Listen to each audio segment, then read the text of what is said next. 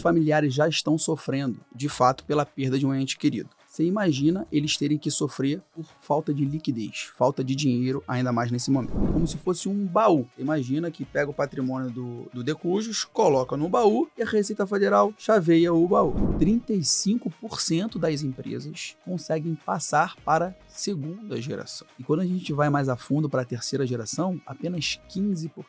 Por exemplo, dos americanos que têm esse tipo de ferramenta, a gente está falando de mais de 70%. Quando a gente fala dos japoneses, a gente está falando de mais de 90%. E quando a gente vem falar do brasileiro, a gente está chegando ali no máximo 10%. Que o brasileiro ele se preocupa mais com o churrasco do final de semana, de como é que vai estar a vida financeira dele e da família para os próximos meses. Olá, seja bem-vindo a mais um episódio do nosso Critéria Cash, aqui no nosso quadro O Código do Seguro. Hoje com uma presença ilustre aqui com Rafael Lopes, que é o nosso head da parte de planejamento patrimonial, toda a parte de blindagem e sucessão.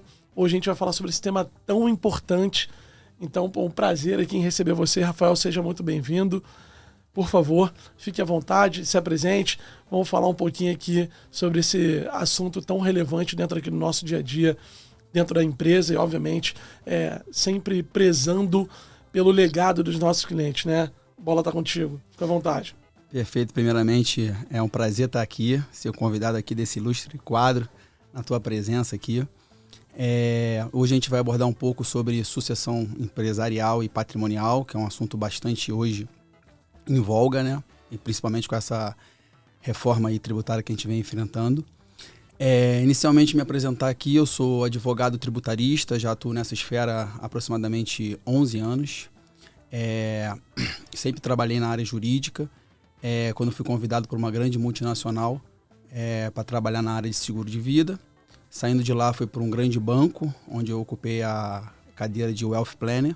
E hoje eu sou head aqui da Critéria Investimentos, Critéria Financial Group, onde eu sou head de proteção patrimonial, gestão de riscos e blindagem patrimonial. Então esse é o meu pequeno currículo aí. E hoje a gente vai ter um bate-papo aqui bastante importante sobre esse tema. Baita currículo, o prazer é estar aqui com você, Rafa. A ideia aqui é que a gente consiga fazer um bate-papo leve e falar um pouco sobre esse tema tão relevante dentro, principalmente, do cenário econômico, político e jurídico, como você, mesmo como um bom advogado, sabe, brasileiro, né? Que na grande maioria das vezes a gente não tem tanta... vamos dizer assim, segurança no âmbito judicial e econômico dentro, quando a gente se pensa em Brasil, né? Falando um pouco sobre isso, hoje a nossa ideia aqui é discutir a importância, no final do dia, da proteção desse patrimônio e automaticamente como fazer com que essa transição ela seja de forma harmoniosa, inteligente, sempre preservando as novas gerações, né? Bom, Rafa, vamos começar pelo básico, até porque é um tema absurdamente diferente do usual, do bate-papo do dia a dia, de uma conversa informal de pessoas. Vamos começar pensando pelo básico, assim, o que é a sucessão patrimonial, Rafael? Traz aqui um pouquinho pra gente uma explicação um pouco melhor sobre esse tema, automaticamente como ele se aplica, e aí, obviamente, depois a gente consegue desenrolar outros fatores que tem dentro desse tema tão importante. Perfeito, vamos lá. Quando a gente fala de sucessão empresarial, quando a gente fala de sucessão patrimonial, o que é a sucessão patrimonial? Ela nada mais é do que o ato de suceder patrimônio. E quando vem a ocorrer o fato gerador, que nesse caso é a morte, existem dois grandes fatores que são inerentes quando a gente tem que dar entrada no famoso inventário.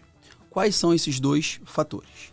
Primeiro, o litígio, que sempre acaba incorrendo nesses eventos, e os custos. Quando a gente fala de litígio especificamente, a gente faz de fato um estudo personalizado de acordo com a necessidade de cada cliente. A gente vê qual é o regime de bens que o cliente está casado, o matrimônio dele, quantos filhos ele tem, quantos enteados ele tem, se tem briga ou não na família. Então a gente faz de fato um estudo onde a gente já consegue antever se o inventário vai ter ou não litígio. O segundo fator, os custos, a gente costuma dividir em 3 custos. Primeiro, o famoso ITCMD, que é o Imposto de Transmissão, Causa, Mortes e Doação, que é um imposto que ele tem competência estadual. Então, cada estado tem a autoridade para legislar sobre a alíquota. Alguns estados têm alíquota fixa. Por exemplo, no estado de São Paulo, hoje a gente trabalha numa alíquota de 4%. E outros estados têm alíquotas progressivas. Então, quando a gente faz um estudo, a gente vê, de fato, qual é o domicílio fiscal que o cliente está alocado para poder levar, de fato, fazer o cálculo do imposto. Além do cálculo do ITCMD, a gente tem um cálculo de honorários advocatícios, que ele pode variar de 2% a 10%. Isso vai depender também de cada estado da federação. A tabela da OAB nacional, ela sugere que o advogado cobre na faixa de 6%. Além disso, a gente tem outros custos também, que são os famosos emolumentos, ou taxas cartorais, ou custas judiciais. Isso vai depender de que forma o inventário vai ser tomado, se vai ser via justiça ou se vai via cartório. Qual é a diferença de um para o outro? Via cartório é muito mais rápido e muito mais barato. O via justiça não. Via justiça é muito mais caro e pode ser muito longo o processo. A diferença é que para você fazer o inventário via cartório, você precisa ter alguns fatos requisitos. Quais são eles? Não pode ter herdeiros menores de idade, não pode ter litígio e não pode ter testamento. Então, a gente faz um cálculo, geralmente, de quanto vai custar as custas dos emolumentos cartorais ou custas judiciais, que varia na faixa de 1% a 2%. Então, se a gente somar os 3 custos, a gente está falando aí de, no mínimo, uma alíquota de 13% que a gente começa a partir, que ela pode chegar até 20% do valor do patrimônio total do cliente. Bacana, Rafa. Caramba, a gente já começa com uma resposta aqui super completa, né? Eu brinco aqui sempre que os nossos espectadores aqui automaticamente, na maioria das vezes, eles não entendem exatamente o nosso idioma chamado segurez, né? Então eu vou tentar aqui simplificar algumas coisas e até pedir para você uma explicação melhor, Rafael. Falando um pouquinho sobre, por exemplo, num primeiro momento, quando você citou ali a questão do ITCMD, né? E você falou, por exemplo, São Paulo tem hoje uma alíquota de 4%. Isso existe, por exemplo, alguma determinação federal? Existe um teto? Pode ser que esse valor de 4% ele seja maior em algum determinado estado, menor em outro? Como que funciona essa parte da legislação? É perfeita a pergunta. Existe uma resolução do Senado Federal onde a alíquota máxima ela não pode extrapolar 8%. Para ter um aumento da alíquota, precisa de fato ser mudado isso, precisa passar pela Câmara, pelo Senado. Não tem hoje uma previsão específica, já tiveram alguns projetos de leis, mas tudo de fato não passaram de projetos. Então hoje a alíquota máxima é 8% do imposto do ITCMD, que o ITCMD, durante muito tempo, ele era o ITCM, que era Imposto de Transmissão Causa Mortes. Ele não englobava doação. Aí o que o pessoal costumava fazer? Começava a doar em vida para poder economizar, porque se não fizesse o ato de doação, teria que pagar o imposto quando fizesse o inventário. A Receita Federal começou a ver que, de fato, estava deixando muito dinheiro na mesa e acrescentou o D no final. Então, ou seja por morte ou seja por doação, tem que pagar o imposto. O que acontece é que em alguns estados existe uma alíquota diferenciada para morte como para doação. Como, por exemplo, no estado do Maranhão. No estado do Maranhão, a alíquota do ITCMD por morte é 7% e do ITCMD por doação é 3%. Então, talvez, a gente fazendo um estudo personalizado, valha de fato a pena doar em vida, que você vai economizar no mínimo aí 50% se você deixar para teus filhos pagarem isso na hora do inventário. Perfeito, excelente colocação. E quando a gente pensa um pouco, Rafael, quando você citou ali a parte da estrutura dentro desse planejamento que hoje você faz no dia a dia ali com os clientes, você reforça muito sobre o tema da importância de você entender toda a estrutura ali de um planejamento financeiro pessoal e familiar daquela determinada pessoa, né? Vindo de encontro a isso, se você tivesse que sugerir, né, assim, para uma pessoa, quais são os benefícios de ter um planejamento sucessório E já automaticamente já fica aqui uma outra pergunta no ar que é: e quais são as consequências da falta desse planejamento? Você poderia trazer um pouco aqui pra gente cenários e até cases de sucesso ou casos, infelizmente, que talvez a pessoa não tinha um planejamento, talvez não teve acesso a um atendimento como o seu, como o da Critéria. Você poderia trazer um pouco pra gente dessa experiência também? Perfeito, vamos lá. Quando a gente fala do planejamento sucessório como um todo, os 3 principais pilares são transmitir o maior patrimônio possível, dentro do menor custo possível, de acordo com a vontade do cliente. Então, como funciona na prática? É engraçado porque pouca gente sabe como de fato funciona na prática. Quando ocorre o fato gerador morte, os familiares já estão sofrendo, de fato, pela perda de um ente querido. Você imagina eles terem que sofrer por falta de liquidez, falta de dinheiro, ainda mais nesse momento. Então, como funciona?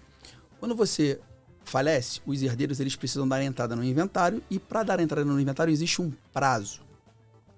E vamos supor que o cliente tenha 10 milhões de patrimônio. Então, a gente botando aqueles cálculos que eu citei aqui do ITCMD, honorários advocatícios e custas, vamos botar 13%, a gente está falando de 1.300.000. Os herdeiros precisam ter 1.300.000 para acessar os 10 milhões. Muita gente acha que não, eu tenho 10 milhões, os meus herdeiros pagam e descontam. Não, o dinheiro ele vem de fato na frente. Então, nesse caso, citando um caso específico que ocorre muito, e se os herdeiros não tiverem esse 1.300.000, o que eles acabam fazendo? Inevitavelmente, a gente vê isso muito, né? Eles acabam tendo que vender um imóvel, como por exemplo, de 1 milhão, nas pressas por 500.000, por 600. Porque ele precisa ter aquela liquidez para pagar o inventário para ter acesso. Então, nessa passagem, se você não tiver de fato um planejamento adequado, você acaba perdendo patrimônio nessa transferência. Então, quanto antes a gente puder nos antecipar e evitar esses custos para não ter que a família arcar com isso às pressas, a gente tem ferramentas hoje no mercado que a gente dá a liquidez para o cliente. Então, a gente estuda, de fato, caso a caso, que a gente vai depois falar um pouco das ferramentas que a gente pode utilizar. A gente tem pelo menos umas 5 ferramentas que a gente consegue utilizar para poder dar liquidez e minimizar os impactos do inventário, porque, de fato, a gente brinca que a única certeza que a gente tem, né, é que um dia a gente vai vir a falecer. Então, de fato, ou a gente resolve isso em vida, a gente nos antecipa, ou, de fato, a gente deixa esse pepino aí para os nossos familiares. Pô, você citou uma palavra que eu acho que ela é super importante, né? Até para o entendimento dos nossos espectadores aqui, é a questão de minimizar, né? Eu acho que minimizar esse impacto evita automaticamente disputas familiares, né? Talvez daquele irmão que tenha mais liquidez que o outro e aí automaticamente consegue talvez fomentar a resolução dessa sucessão. E aí, por favor, se você obviamente já deve ter vivido isso, já deve ter ouvido isso, o quanto que isso também prejudica, né, toda a trajetória dessa resolução, que talvez numa disputa dessa familiar já sai talvez de um perfil de uma resolução extrajudicial para talvez um cenário mais judicial, e certamente isso deve ter impactos negativos para a resolução da sucessão, e automaticamente a continuidade do patrimônio de forma suave, né, de forma harmoniosa, porque no final do dia eu acredito muito que eu, por exemplo, como um provedor, eu quero muito aqui no futuro, quando eu tiver que fazer a transferência do meu patrimônio, seja em vida ou para uma ausência, que isso não vire um problema para minha família, para os meus filhos, né? Muito pelo contrário, o patrimônio ele foi feito para se perpetuar, evoluir, e automaticamente todo o nível de educação, acesso que eu dou aos meus filhos, eu pretendo que eles façam com que isso, gerações e gerações, a gente possa evoluir. Você já viveu, Rafael, algum cenário um pouco mais caótico dentro dessa estrutura? Já viu isso de perto? Como que você percebe esses impactos negativos para quem talvez não tem esse planejamento, não tem essa liquidez, ou até venha a ter, mas dessa forma desequilibrada dentro da estrutura familiar. Então, vamos lá. Você me fez lembrar de um caso recente que a gente fez um inventário de um cliente com patrimônio relevante. Eram, nesse caso específico, 3 filhos, onde apenas um deles tinha liquidez. E era justamente o filho que trabalhava com o pai. Ele é comerciante, então ele era o único que tinha liquidez. Então, na hora de fazer o cálculo para pagar as custas do inventário, ele acabou pleiteando um valor maior, porque como a liquidez era dele, o argumento dele era que o dinheiro dele estava rendendo, ele ia tirar o dinheiro para pagar as custas e lá no final ele queria o rendimento com juros por cima. Aí nesse meio tempo entra os famosos cunhados, que de fato acaba sendo um calo no sapato, porque eles dão opiniões e é isso mesmo, você trabalha mais, você é o único que estava lá querendo fazer o negócio do teu pai crescer, o outro irmão teu não estava nem aí, só recebendo, enfim. Sempre acaba tendo litígio. Que aí vem, como você falou, né, cunhados, mas imagina que cônjuges também ali, né? Imagina que talvez a esposa desse determinado cliente já façam o coro, vamos dizer, a favor dele, justamente por ele ter a liquidez, e do outro lado, o cônjuge também, de algum outro determinado irmão ou irmã, automaticamente deve falar, independentemente se um tem liquidez ou não, o patrimônio é igual, né? O pai de vocês ali deixou de forma percentual. Para cada um. Imagino que isso deve ser uma dor de cabeça. E como que normalmente isso caminha ao longo desse cenário, Rafa? Como que foi até essa experiência por si só? Então, na prática, como funciona? Se não se entender os irmãos, aí vai ter que ir para via judicial. Aí eu explico para eles as consequências, que vai ser mais custoso e vai demorar muito. E nessa hora todo mundo quer resolver o mais rápido possível. Então acaba que os irmãos eles acabam se acertando, e se não se acertar, acabam indo para a justiça. A justiça de fato só vai definir quando tiver um acordo. Então no final acaba um irmão abaixando a cabeça, quer saber? Vou deixar isso para ele, isso não vai fazer diferença, porque o irmão já precisa de liquidez e passaram-se 10, passaram-se 20 anos. Então, de fato, é muito moroso, muito custoso. E outra coisa muito importante, que tem muita gente que faz o cálculo de inventário errado.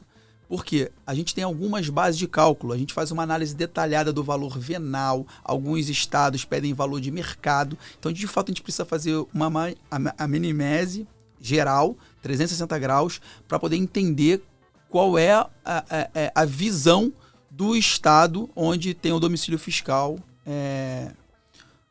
do falecido do decujus. Perfeito, Rafa. Pô, é super importante a gente pensar em todos os cenários que isso abrange, né? A gente falou um pouco aqui de impostos, a gente falou de custas, nós falamos da questão da falta de planejamento, do planejamento, dos problemas que podem ocorrer no meio do caminho, até por conta dos herdeiros ou meeiros, né? Que tem no meio dessa relação também. Muito bom. Você falou um pouco ali sobre a questão dos custos. E agora você citou um pouco sobre tempo. Você falou até de 10 a 20 anos. Se a gente tivesse que falar um inventário rápido e um inventário um pouco mais demorado, mais moroso, como você poderia botar numa média, assim, o que seria um inventário rápido na média e o que seria um inventário moroso na média? Então, o inventário rápido hoje, em média, ele dura de 6 a 8 meses. Esse é um inventário rápido. E o inventário moroso, a partir de 2 anos. Importante demais, né? No final do dia, como você falou, e as pessoas normalmente dependem daquele determinado patrimônio. Né?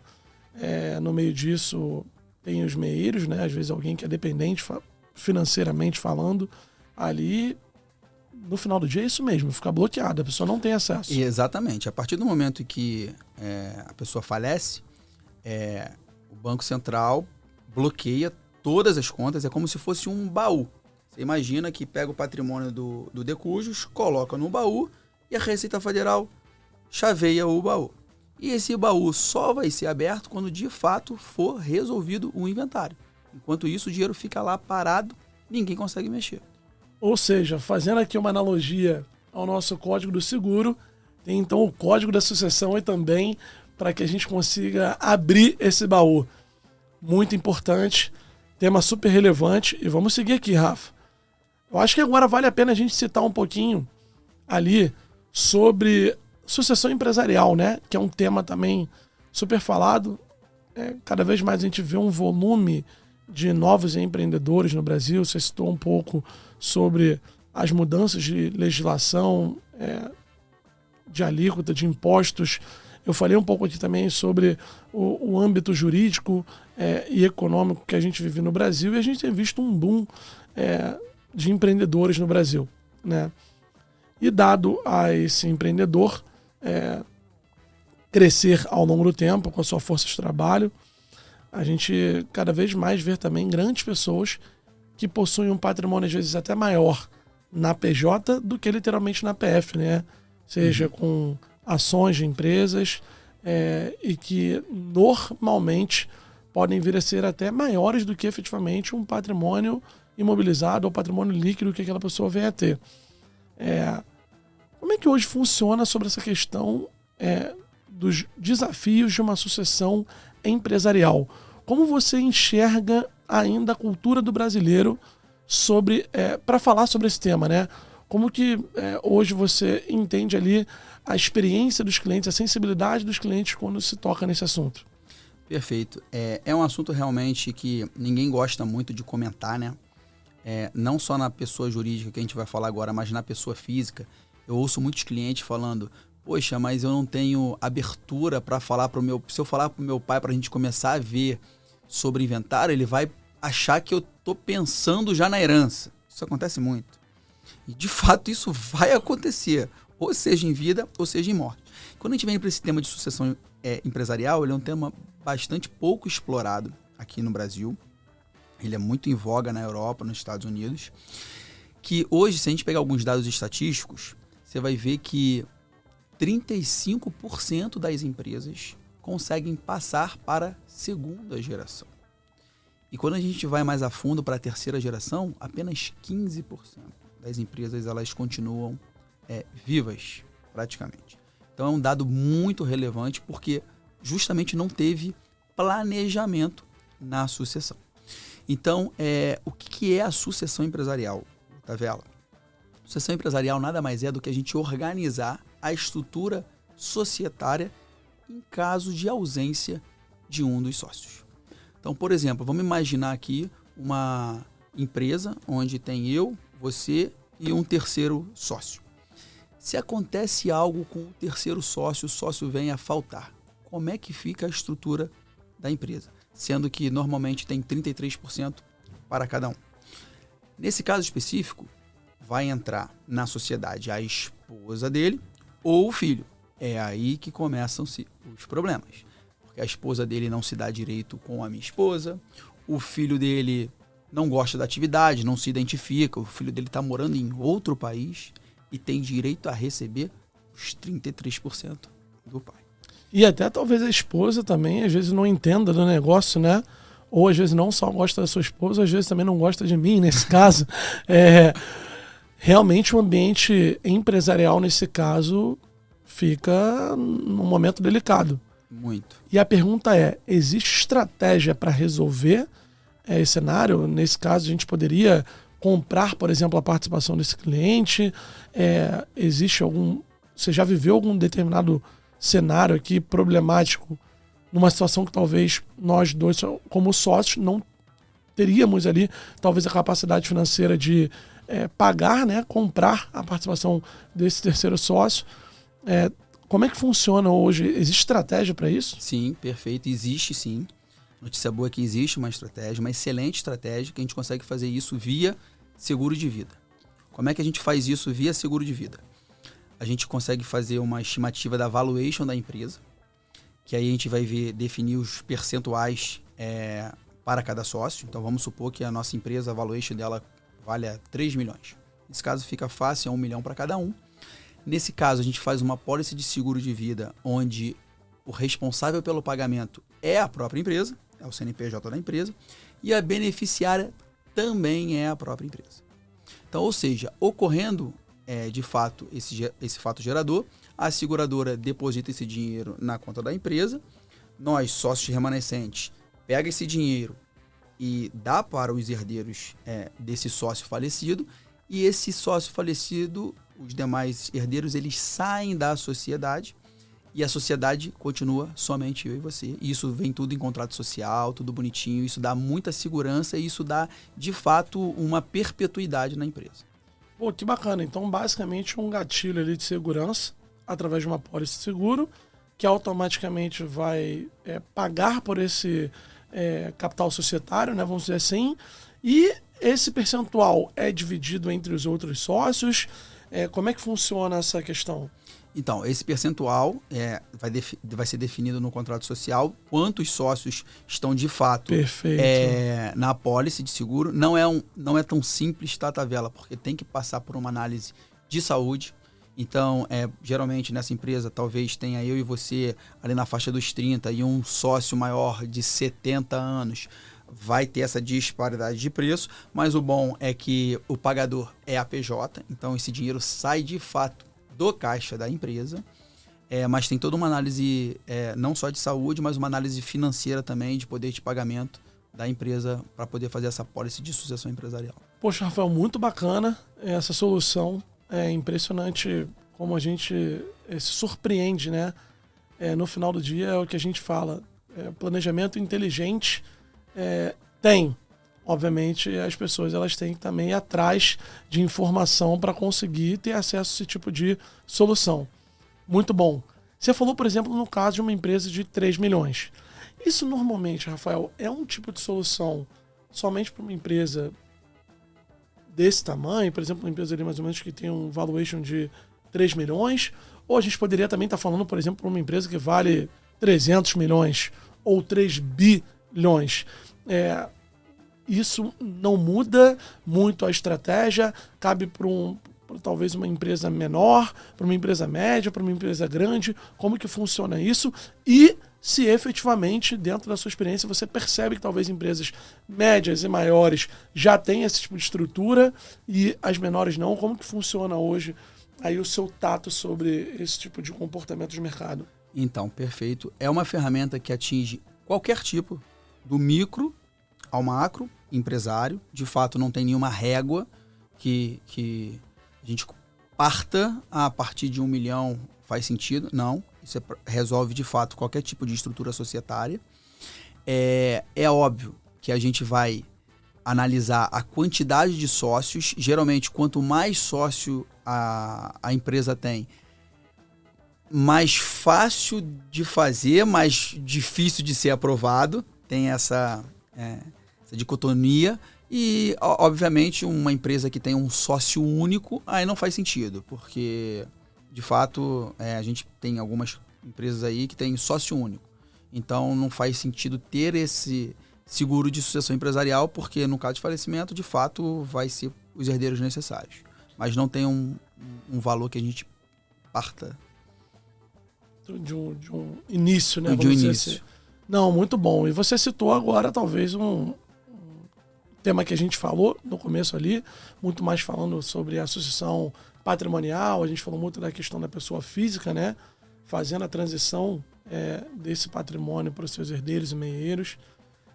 A gente navegou um pouquinho agora aqui sobre essa esfera empresarial, que não necessariamente sai da estrutura da pessoa física, né? Que muitas das vezes pode ser que esse sócio, além da questão empresarial, da participação dele dentro de uma empresa, ele também tenha o patrimônio fora. Então, acredito que no final do dia uma está ligada à outra, tá certo? Perfeito. Ótimo. Mas até a gente chegando aqui em linhas mais de ferramentas para fins de sucessão patrimonial, né? Voltando ao patrimonial. Quais são hoje as principais ferramentas mais utilizadas de sucessão? Você citou a questão do seguro de vida, que depois a gente pode talvez criar um pouquinho mais de profundidade nisso. E você falou também, logo no começo, um pouco sobre a questão de, muitas das vezes faz mais sentido, você até citou o exemplo ali do Maranhão, né? A gente conduzir o determinado cliente para fazer uma sucessão em vida, né? Que no caso é uma doação. Impressionante como esse D era 0 e hoje em dia esse D pode ser D mais alguma coisa, né? Não é mais o D mais alguma coisa de liquidez de investimento, mas é o D mais algum imposto que automaticamente, a nível governo brasileiro, Receita Federal enxergou ali uma possibilidade de arrecadação, vamos dizer assim, e trouxe mais uma letrinha dentro desse imposto, né, para que pudesse ter ali arrecadação maior, vamos dizer assim. Então, assim, Rafa, traz para a gente um pouquinho essas ferramentas e aí, na sequência, eu vou te provocar aqui sobre como que funciona essa questão mesmo do seguro de vida também. Eu acho que existe uma grande discussão ainda, né? Eu acho que é uma ferramenta pouco difundida do seu nível de importância, de sofisticação, de capacidade de resolução, principalmente no quesito liquidez, mas a gente deixa para aprofundar talvez aqui numa segunda pergunta, após você falar um pouquinho sobre todas as ferramentas. Perfeito, vamos lá. Quando a gente fala de ferramentas que a gente pode utilizar para fazer a sucessão patrimonial, a gente tem inicialmente o testamento. O que é de fato o testamento? O testamento é um documento onde você pode fazer isso via escritura pública ou via cartório, onde você vai de fato destinar o que você quer e a porcentagem que você quer deixar para os teus herdeiros.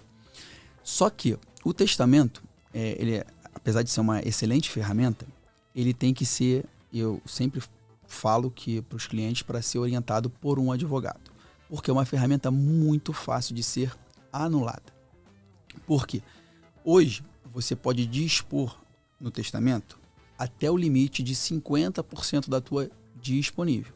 Então, ou seja, se você tem um patrimônio de 1 milhão, vamos supor que você tenha um herdeiro, você pode dispor de no máximo 500 mil. Se você dispor de 600 mil, esse testamento ele é passível de ser anulado. Então, de fato, ele tem que ser muito bem estruturado de acordo com a vontade de cada cliente para poder destinar o que ele quer para quem ele quer. Então, inicialmente a gente tem essa ferramenta. E é uma ferramenta relativamente, tá vendo, barata. O custo-benefício dela não é tão alto. Segunda ferramenta que a gente costuma utilizar bastante é a estruturação de holding. E a gente precisa de fato entender se de fato cabe ou não uma holding no cliente. E a partir de quanto vale a pena fazer uma holding? De fato não existe essa resposta. A gente precisa entender a quantidade de imóveis talvez que o cliente tenha, qual é a intenção dele, ele está disposto a doar cotas em vida para os filhos, qual é a intenção dele. Então a gente temos N tipos de holding, tem os holding familiar, holding de operação, holding de controle. Então a gente faz um estudo para entender se de fato cabe ou não estruturar uma holding para esse cliente específico. Até uma coisa super bacana que você citou, né? Ainda bem que eu já ia te provocar, que estava quase levantando a mão, para falar um pouco sobre esse nome holding virou um nome, vamos dizer assim, chique, né? As pessoas normalmente querem entender cada vez mais, pensam que normalmente uma holding ela é só, talvez, imobiliária, né? Mas ela pode ser uma patrimonial, de operações, como você falou aí, ela pode ter vários perfis diferentes, né? E automaticamente isso vai muito de acordo com a atuação ou do tamanho do patrimônio daquele determinado cliente, como ele normalmente transita sobre esse patrimônio. Super bacana você citar isso. Obviamente a ideia aqui não é que a gente consiga aprofundar todos os perfis aqui possíveis de holding a serem estruturadas, mas legal você ter citado isso. E obviamente até fazer um convite, porque a gente tem um material super bacana falando exatamente por cada estrutura, né, de holding, e automaticamente depois os nossos espectadores aí, os mais curiosos que realmente têm um maior interesse, vão poder ter oportunidade também de ter acesso a isso, né, Rafa? Perfeito, exatamente. E é um tema muito importante e polêmico, né, quando a gente fala de holding, porque o que é a holding? A holding ela surgiu lá na Grã-Bretanha e ela vem do verbo to hold, de segurar. Então ela meio que nasceu de uma forma que pareceu ser ilegal. Então tem muita gente que fala, não, criar uma holding é ilegal, você pega pela receita. E não tem nada a ver uma coisa com a outra. No Instituto Legal, de fato, você cria uma empresa e dentro dessa empresa você consegue organizar a melhor estrutura societária possível. Então é uma excelente ferramenta hoje que a gente costuma utilizar bastante. Bacana, mas por favor continue aí com os... Além da holding, a gente tem uma excelente ferramenta também que se chama fundos exclusivos. O que são fundos exclusivos? Costumo fazer uma analogia que é como se fosse uma holding dentro do mercado financeiro, para o cliente que tenha, de fato, muita liquidez. Que a gente consegue entrar num fundo, de fato, de investimento exclusivo e dentro desse fundo a gente consegue doar cotas para os nossos filhos dentro desse fundo, buscando sempre a menor tributação possível. A partir de quanto de dinheiro vale a pena fazer um fundo exclusivo? Antigamente, aí, os grandes economistas aí, renomados do mercado, eles sempre sugeriram a partir de 10 a 15 milhões. Só que agora esse valor ele vem sendo revisto, porque a gente tem hoje um projeto de lei aí para ser inserido, come cotas nos fundos exclusivos. Então, tudo indica que se isso for passado na reforma tributária, essa régua vai subir para 20 milhões de liquidez. Além do testamento, da holding e dos fundos exclusivos, a gente tem a Previdência Privada. A Previdência Privada é um excelente instituto de sucessão. A gente tem o VGBL e o PGBL. Ambos têm a natureza jurídica de seguro de vida. Eles não passam por inventário. Só que existe uma discussão se cabe ou não ITCMD sobre a Previdência Privada. E isso vai depender de cada ente federativo. Por exemplo, no estado de São Paulo, não cobram ITCMD sobre a Previdência Privada. No estado do Rio de Janeiro, cobram. No estado do Paraná, cobram. E isso de fato, a gente tem que estar sempre antenado no mercado, porque isso pode vir a mudar a qualquer momento. Mas a Previdência Privada é um excelente instrumento também, sucessório. Nós temos o seguro de vida, que o seguro de vida ele não é um seguro de vida tradicional, como a gente está acostumado por esses grandes bancos, que é simplesmente como se fosse um seguro de carro. Se ocorrer o fato gerador, você ganha. Se não ocorrer, você praticamente deixou o dinheiro lá, você queimou capital. Não. Nós temos hoje um seguro de vida que é um produto americano, ele já é comercializado no Brasil há mais de 20 anos, que o nome dele é Whole Life. Como funciona esse seguro de vida, tá vendo? Ele é um seguro vitalício. Você paga ele durante um período determinado de tempo. Depois que você pagou esse período de tempo, você quita ele. Ou seja, você para de pagar e você tem esse seguro vitaliciamente para você poder usar ele como um planejamento sucessório. É uma excelente ferramenta que ela visa liquidez, porque a gente está falando aí de dinheiro na conta dos beneficiários em até 3 dias úteis, livre de qualquer tipo de tributação, não tem imposto de renda, não tem taxa de performance, come cotas, não tem nada, é um dinheiro de fato líquido, que a gente costuma utilizar bastante também nos nossos clientes. E a gente tem também a offshore, né, que a gente chama de PIC, que é o Private Investment Company, que é uma opção. Geralmente, na prática, os clientes eles não tendem a dolarizar todo o patrimônio, eles colocam alguns percentuais ali, no máximo de 10% a 20%, e dependendo dos ativos que tiver alocado esse capital no exterior, sim, esses ativos eles são livres de sucessão, desde que o dinheiro fique lá. Né? E eu vejo muitos clientes, mas se eu pegar esse dinheiro lá e trazer para cá, vou ter que pagar imposto de renda? Sim, vai ter que pagar, mas na prática eles não trazem. Está lá, está em moeda forte, então sim também uma excelente ferramenta que a gente pode diversificar e a gente consegue, dependendo, fazer uma casadinha com pelo menos 2 dessas ferramentas. Muito bom, Rafael.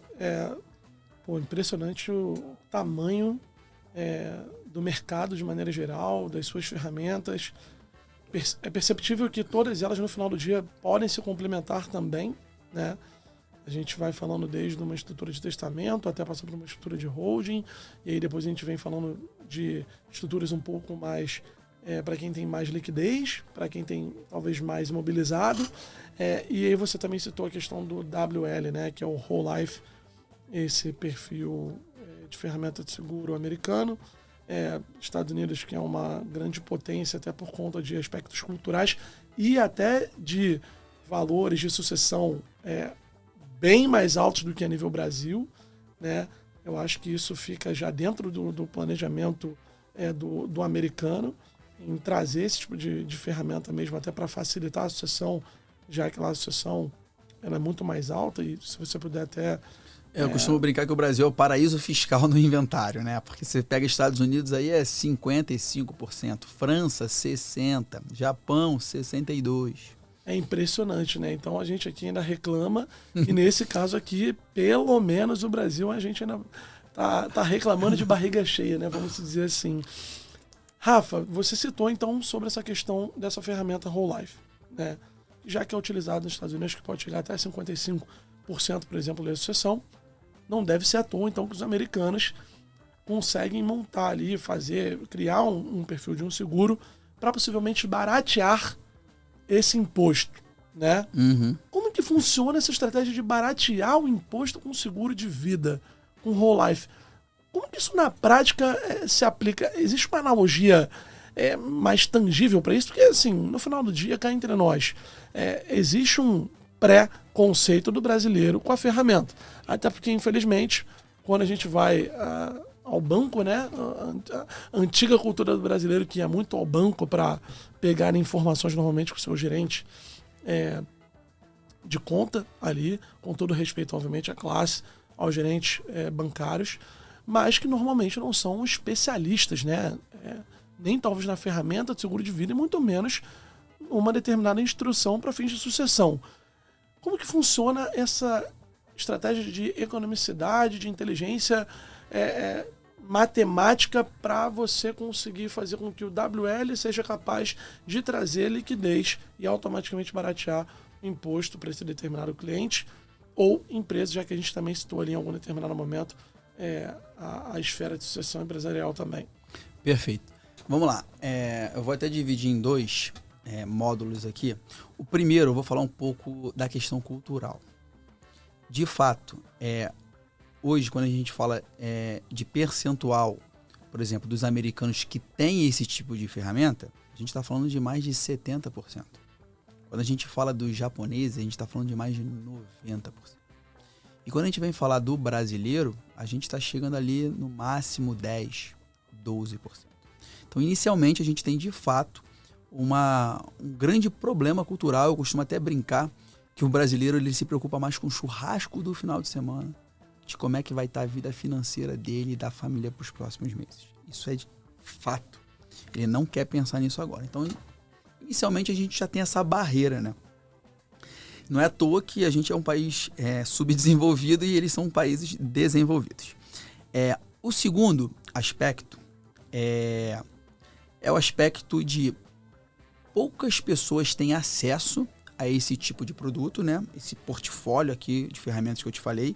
Geralmente os clientes mais private, que eles têm acesso, porque vem o poder de pagamento, né? Não é qualquer um que pode, de fato, se descapitalizar para poder investir nessa ferramenta, porque isso é um investimento, porque lá na frente você vai estar passando o patrimônio com o menor imposto possível. E o mais interessante desse produto, do Whole Life, o Tavela, é a alavancagem que ele te dá no D0. Quando eu falo de alavancagem no D0, o que significa isso?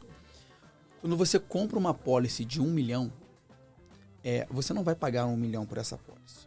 Nesse WL10, por exemplo, vamos dividir em 10 anos. Um ser humano ali, um homem não fumante, bem de saúde, 35, 40 anos, ele vai pagar praticamente metade do preço desse 1 milhão. Então vamos pegar um caso específico aqui de 1 milhão, ele vai gastar 500 mil dividido em 10. Então, ou seja, ele vai gastar 50 mil por ano. A partir do momento do primeiro aporte, dos 50 mil, ele já incorpora 1 milhão ao patrimônio dele, no D0. Esse 1 milhão já é dele. Ele vai falecer, concorda? Então, de fato... A pergunta é só quando, né? Infelizmente, é a única certeza que a gente tem na vida. É a única certeza que a gente tem na vida. Então, aconteceu qualquer coisa nesse período, é 1 milhão. Então, você vai quitar esse patrimônio durante 10 anos. Se você fizer com a intenção de... tu vai ver que tu vai estar alavancado demais. E esse 1 milhão aqui rendendo IPCA. O IPCA ele já rende sobre o capital segurado, não é sobre o valor do aporte. Então, de fato, é uma ferramenta inteligentíssima, ainda mais para o mercado financeiro. Quem sabe fazer conta, de fato, é um produto que você consegue se alavancar demais. Segundo aspecto, tributação. Esse 1 milhão aqui é líquido, ele não é bruto. Ele é líquido, ele não sofre imposto de renda, ele não sofre TCMD, ele não sofre nada. Por que ele é líquido? Porque ele tem a natureza jurídica de seguro de vida. E hoje a legislação, ela prioriza isso e ela defende que o seguro de vida, ele de fato é livre de imposto. E a gente tem um terceiro aspecto também, que a gente, eu sou bastante cauteloso a falar disso, né? Que é o aspecto da blindagem patrimonial. Por que eu sou bastante cauteloso? Porque pelo fato de ser advogado, eu não posso afirmar que algo vai estar 100% blindado. Não existe essa segurança jurídica, ainda mais no país que a gente vive, que a gente muda até o passado. Então, de fato, é um produto que, quando a gente fala de blindagem, eu estou utilizando o seguro de vida para proteger o meu patrimônio. Por quê? Porque o seguro de vida ele é considerado um bem impenhorável, intransferível e inalienável. Eu, por exemplo, em mais de 10 anos, eu nunca vi uma pólice de seguro de vida ser penhorada. Porque quando você faz o seguro de vida, você não faz pensando em você. Você faz pensando em deixar para alguém, para a tua esposa, para os teus filhos. Então, isso vai ser deles quando, de fato, ocorrer o fato gerador. Então, é uma ferramenta super importante, super inteligente, mas, infelizmente, nem todo mundo pode ter. Porque para você ter esse WL, você precisa ter idade e saúde.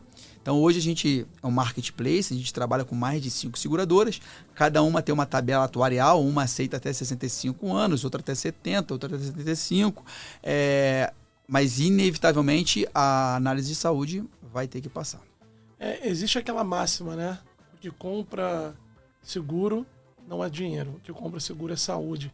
Obviamente, no final do dia, eu acho que tem um pouco, né? Um mix dos dois, muito bacana. Rafa, só para ver se eu entendi realmente mesmo, até ver se a turma lá nossa também conseguiu perceber o tamanho da economicidade que a gente trouxe nesse cenário. Então a gente está falando de um determinado cliente que poderia vir a ter um valor de inventário em média ali em torno de R$1 milhão e que no final do dia ele conseguiu economizar 50% do valor do seu inventário porque ele pagou 500 mil ao invés de 1 milhão. Isso ele ainda conseguiu dividir em 10 anos, em 10 vezes, né? 10 anos, que ele paga anualmente esse aporte, correto? Então, ele pode pagar anual ou ele pode pagar mensalmente. Perfeito. E aí ele fez, por exemplo, ali anual, nesse caso, então ele está garantindo que já no primeiro aporte dele com 50 mil, a alavancagem dele não foi só 50%. Uhum. A alavancagem dele foi muito mais de 1000%, maior, mais de sim. 1000%. E aí, se caso, obviamente, a gente torce para que o cliente ele consiga cumprir os seus 10, aí sim, ainda ele conseguiu economizar 50% do valor desse possível inventário que ele teria que vai ter que em algum determinado momento arcar. Cara, realmente, assim, contra a matemática, né, não tem como muita gente brigar. É muito bacana e ainda saber de todas essas seguranças que a ferramenta no final do dia tem e que a legislação, pelo que você falou aqui, brasileira, ainda assim preserva sobre esse ativo, né? É um ativo garantidor, podemos falar assim. Rafael, a gente está chegando em considerações finais, né? Antes da gente já começar aqui a partir para esse caminho, de despedir aqui desse bate-papo, super bacana e super objetivo. Eu poderia até falar muito sobre uma questão aqui que eu sou um grande fã da educação, né? E eu acho que esse bate-papo aqui ele acaba sendo muito didático, né? Acaba, talvez aqui depois de um vídeo desse, as pessoas possam discutir esse assunto dentro de casa. Saia, como você falou ali, num determinado momento, que as pessoas às vezes podem ter receio de falar, com o pai, talvez o pai tenha aquela percepção, ou com o sócio, né? Como a gente falou aqui, talvez o sócio olhe talvez para aquele assunto de uma forma um pouco mais na defensiva, né? Ou no mínimo preocupado com aquele determinado assunto, e que a gente vê que é uma coisa natural, todos nós iremos passar, e com tanta informação que a gente falou aqui, certamente as pessoas elas vão ter um olhar diferente para isso e possivelmente estarão cada vez mais abertos a discutir. Eu lembro, através de algumas literaturas que ao longo do caminho aqui na Critéria você sempre reforçou muito, até sobre a questão muito de um comportamento, que você até falou um pouco do brasileiro, né? Você falou, às vezes a gente percebe que o brasileiro está mais preocupado com o churrasco no final de semana do que efetivamente ali com os próximos passos ali do planejamento financeiro pessoal, familiar ou empresarial. Dado isso, eu lembro muito de você ter me apresentado uma vez sobre um pouco de uma pirâmide financeira, né? Você até fez ali aquela pirâmide de Maslow, e aí você falou, Tavela, essa daqui é uma pirâmide financeira, e que, se eu não me engano, por favor me corrija se eu estiver errado, vamos ver se eu aprendi certinho, mas você falava o seguinte, poxa, Tavela, quando a gente olha na prática, né, países mais desenvolvidos, como você citou, Estados Unidos, Europa como um todo, japonês, né, que você falou que é um nível de entendimento, até por conta também do tamanho da alíquota que eles têm sobre o planejamento, sobre a organização financeira, muito acima da média. Você falou o seguinte, quando você olha para esses países, Tavela, você percebe no planejamento financeiro pessoal, familiar, empresarial deles, que eles olham, né, o trabalho, como a sua capacidade de gerar renda, né, e receita quando olha para a empresa, até porque isso está muito em linha com a capacidade de física e intelectual, né, de acordar todos os dias, trabalhar, ganhar dinheiro. Depois você falou que a segunda coisa já é o gerenciamento de risco, né?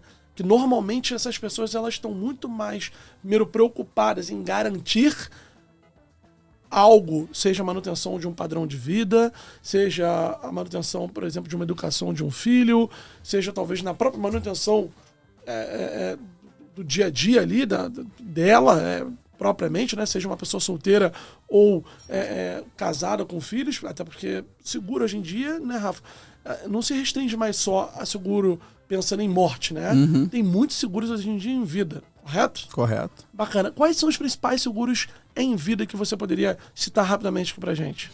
Perfeito. Isso que você falou é muito importante da pirâmide de Maslow, que a pirâmide, vou falar um pouco que no Brasil ela é meio que invertida, né? Porque inicialmente é isso que você falou, a base vem o trabalho, a força produtiva, a geração de riqueza, e em segundo lugar vem o gerenciamento de risco. Quando a gente fala de gerenciamento de risco, eu não estou falando só de morte, eu estou falando de N fatores que podem vir a ocorrer nessa vida, como por exemplo, doenças graves. Hoje um tratamento de câncer no Brasil, dependendo do grau, está girando aí de 200 a 300 mil reais. Então você imagina, você trabalhou pra caramba a vida inteira, você vai ter que sacar esse dinheiro para custear seu tratamento.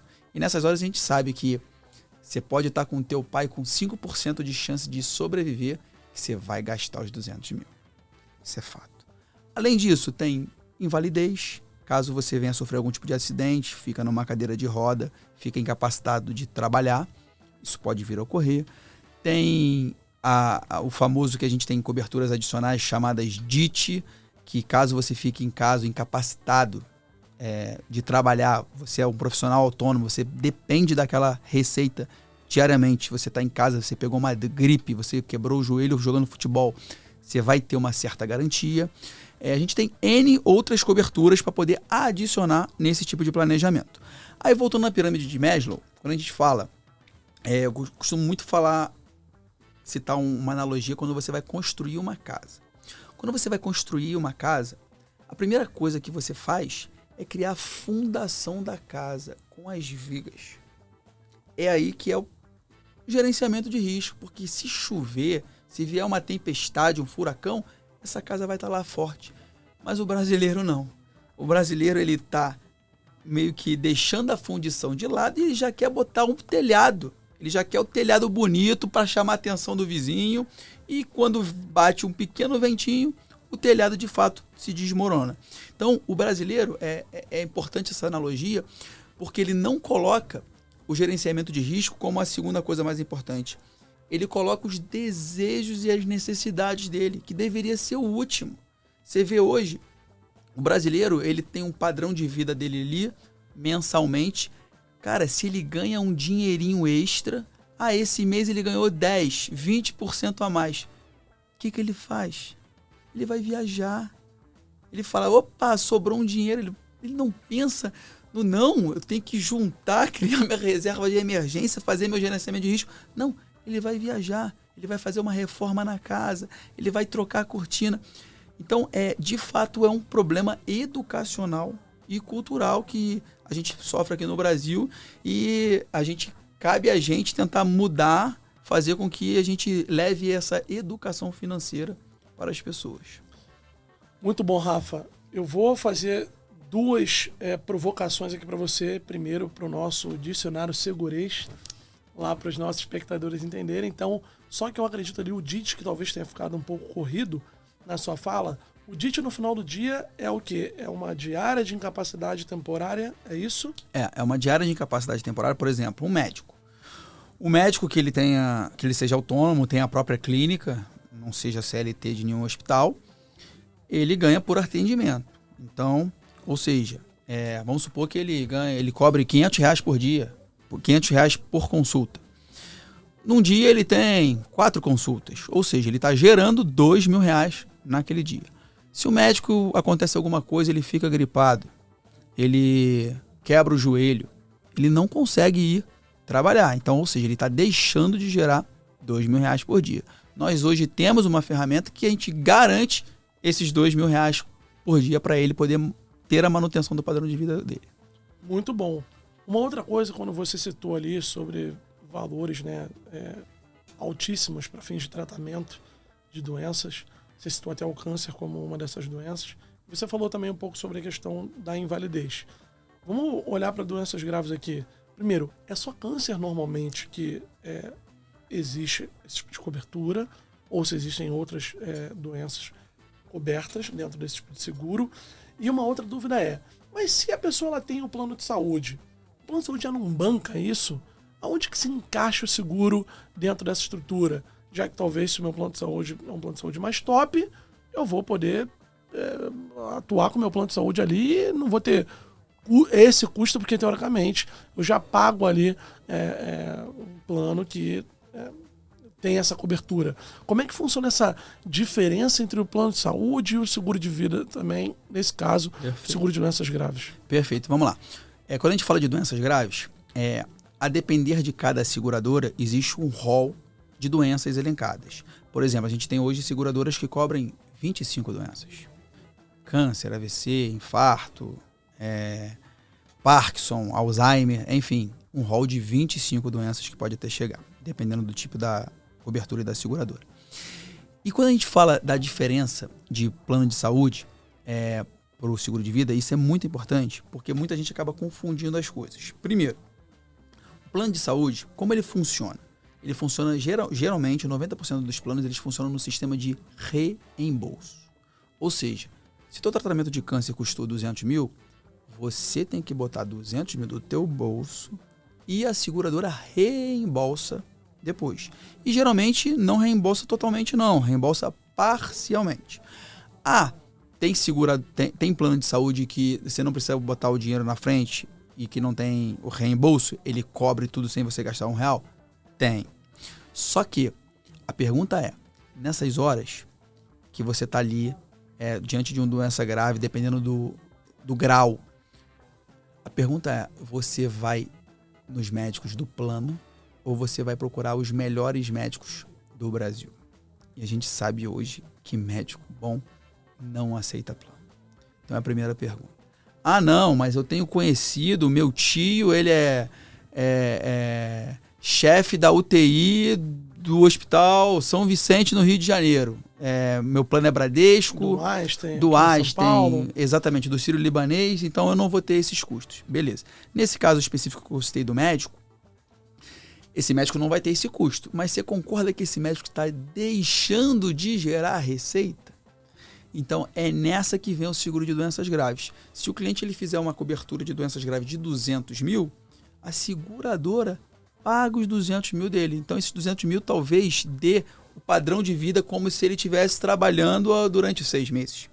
Então, e não precisa ter conta-prestação. Esse 200 mil vai para a conta dele, ele gasta da maneira que ele quiser. Se ele quiser comprar dar uma entrada num consórcio, ele pode. Ele não precisa, de fato, comprovar que ele está usando esses 200 mil para custear o tratamento de doenças graves. Então, são ferramentas complementares do plano de saúde com o seguro de vida.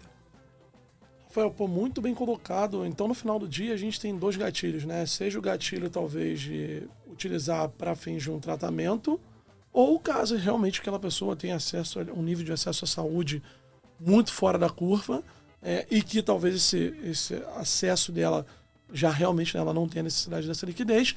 A liquidez vem talvez para manter padrão de vida, e se a pessoa também não precisar de padrão de vida, no pior cenário possível, é uma liquidez a mais que a pessoa ganha para poder fazer o que quiser da vida, já que você deixou claro que não tem uma contraprestação, né? Muito legal mesmo. A gente falou aqui então, Rafa, pra gente agora sim, considerações finais. A gente já está aqui possivelmente 1 hora aí já de bate-papo, mas super leve, parece que a gente poderia ficar aqui mais um dia inteiro falando sobre esse tema. Mas então a gente falou sobre a pirâmide, vamos dizer assim, pirâmide do planejamento top, olhando para uma cultura, infelizmente, ainda norte-americana, europeia e até asiática, como a gente citou aqui muito o Japão, que então, na verdade, é a força de trabalho, automaticamente sua capacidade de gerar receita, dinheiro, né, viver a vida, gerenciamento de risco, acumulação e conquistas. E você falou, então, que no final do dia, no Brasil, normalmente é o inverso. Como que normalmente, então, esse inverso, se a gente fosse olhar, elencar essa pirâmide aqui no Brasil, Rafa? Exatamente isso. E o engraçado que quando eu falo de cultural, né, eu remeto muito até a nossa colonização, né, que a gente praticamente fomos uma colônia de exploração. Tem até uns artigos muito importantes, eu vou até compartilhar depois, que ele linka a nossa cultura do tempo da escravidão com a cultura do seguro de vida de gerenciamento de risco. Como nós fomos muito explorados,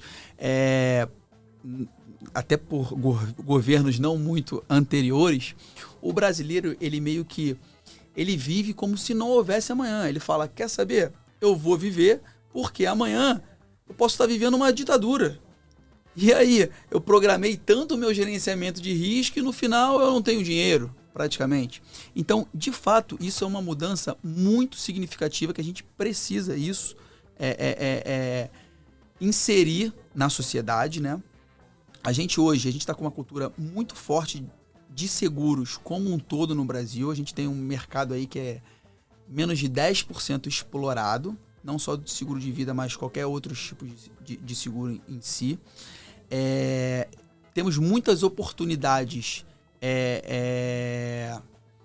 hoje no mercado, não só brasileiro, mas sul-americano, porque, por exemplo, se a gente pegar o Chile, que é um país também subdesenvolvido igual a gente, lá a porcentagem de chilenos com seguro de vida é praticamente 40%, praticamente o dobro do brasileiro. E hoje a gente sofre, por exemplo, se a gente pegar alguns dados estatísticos, a gente vê a presença mais forte de seguro de vida em alguns estados mais violentos. Você acredita? Alguns estados mais violentos, principalmente do Sul. Porque o Sul, ele é um estado mais rico, né? Mais cultural, e lá tem muito armamento.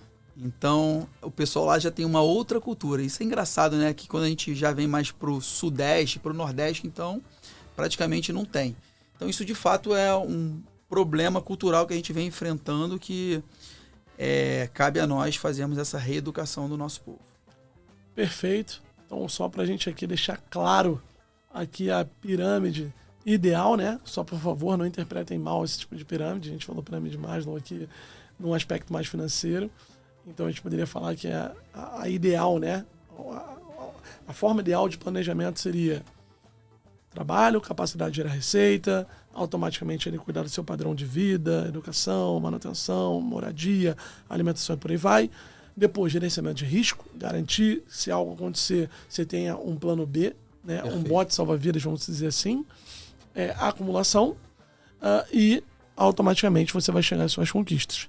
E que normalmente, infelizmente, aí na nível Brasil, a gente percebe que as pessoas elas trabalham, obviamente dão conta ali do seu padrão de vida, às vezes infelizmente utilizando ferramentas como limite ali, cheque especial de banco e por aí vai, até para conseguir manter esse padrão de vida que às vezes vive acima do que está dentro da sua capacidade financeira. Porque o brasileiro é isso, ele acha que ele ganha o salário, ele soma com o cheque especial, sobe com o cartão de crédito, é o quanto ele ganha. De fato, é esse o pensamento dele. Exato.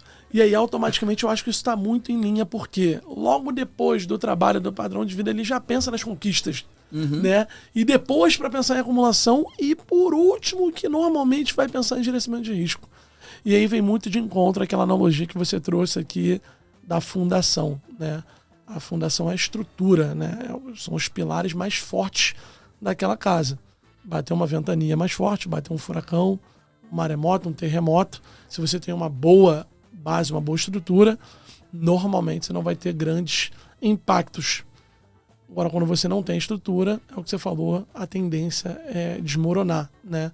E a gente trazendo isso para um planejamento financeiro pessoal familiar, eu acho que está muito em linha com o que você citou aqui. Rafa, muito bom mesmo esse bate-papo. Como eu falei, vou reforçar aqui, educacional, didático.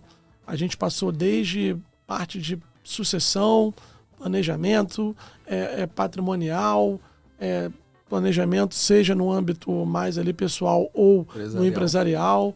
Nós falamos um pouco aqui agora de planejamento financeiro, né, orçamentário até aqui, trazendo um pouco de cultura, de história, de passado, de presente, de comportamento. E agora sim, a gente está chegando aqui no nosso momento final. Eu encorajo, dentro desse nosso bate-papo aqui, que todas as pessoas parem para falar sobre esse determinado assunto, desse planejamento de sucessão, e buscar orientação especializada, né? Obviamente tem muito conteúdo hoje em dia, seja em todas as principais plataformas, que a internet ela já dá acesso a isso, mas obviamente, como você até deixou muito claro aqui, a personalização nesse tipo de assunto ela é crucial, né?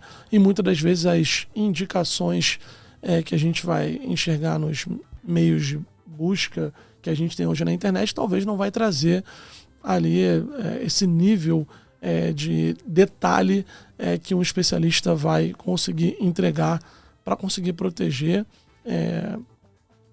você, espectador, a sua família, a sua empresa, a sucessão, os seus meeiros e os seus herdeiros, né, Rafa? Então, mais uma vez, agradeço por você trazer aqui tanto conteúdo para o nosso Código do Seguro aqui. Hoje nós tivemos o Código da Sucessão, muito bacana. E até o próximo encontro. Fique aqui à vontade para voltar mais vezes. E automaticamente fica um recado aqui para a turma, que é o planejamento com sabedoria, né? E automaticamente você vai conseguir, como você falou, uma frase que é super impactante e que certamente marcou aqui todos nós, proteja o seu legado, né? E perpetue, né, o seu legado. Eu acho que isso que no final do dia é o grande recado que a gente tem aqui. Bom, pessoal, passo as considerações finais para o Rafa aqui. Fique à vontade. Faça aí suas considerações aqui pro... Perfeito. Primeiramente, eu agradeço demais o convite, estar presente aqui, passando o máximo de conhecimento possível. E essa reeducação, né, financeira que a gente tenta passar para frente. Você falou muito importante agora do planejamento personalizado, que de fato a gente tenta elaborar. Cada família tem uma história, cada família tem um objetivo. Então a gente precisa de fato entender se o cliente ele quer ter mais filhos, qual é a idade que ele quer se aposentar, como ele pretende distribuir o patrimônio. Então, não existe produto de prateleira, não existe, é isso aqui, ó, isso aqui serve para você. Não. A gente precisa, de fato, entender a fundo quais são, de fato, os objetivos de cada pessoa. E, em cima disso, a gente vai criar um estudo personalizado e, de fato, fazer com que faça sentido. Então, eu estou bastante honrado aqui de estar aqui, de ser convidado. E é isso, galera. Um grande abraço a todos. Vamos que vamos tentar implementar essa situação, essa incorporação da sucessão patrimonial cada vez mais no Brasil. Muito bom. Bom, pessoal, agradeço a todos que ficaram aqui conosco até esse momento. Super feliz de trazer mais um assunto super relevante aqui para vocês. E, obviamente, não posso deixar aqui de citar que, primeiro, para quem está aqui, pessoal, compartilhem, comentem aqui embaixo no nosso vídeo. Obviamente a gente vai cada vez mais, isso nos dá cada vez mais força para trazer cada vez mais conteúdos para vocês. Foi um prazer tê-los vocês aqui conosco. Até breve e até o próximo Código do Seguro que a gente vai decifrar aqui. Forte abraço. Tchau, tchau.